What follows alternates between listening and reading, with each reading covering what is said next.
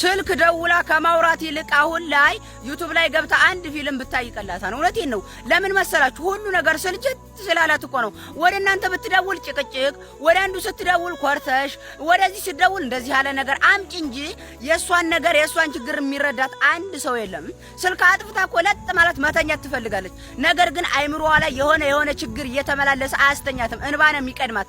አንዱ ስታስብ፣ ወደ አንዱ ስትሄድ፣ ወደ አንዱ ስትመጣ በሐሳብ አይምሮዋ ሊፈነዳ ይነሳል። ስለዚህ ቢያንስ ዩቲዩብ ይሻላል። ዩቲዩብ ላይ ከገባች አንደኛ የሚያጨናንቃን ነገር ፈታ ይላል፣ ትዝናናለች። ሁለተኛ ደግሞ እሷ የምትኖረውን ህይወት ዩቲዩብ ላይ በካራክተር መልኩ ታየዋለች፣ በዛ ትጽናናለች።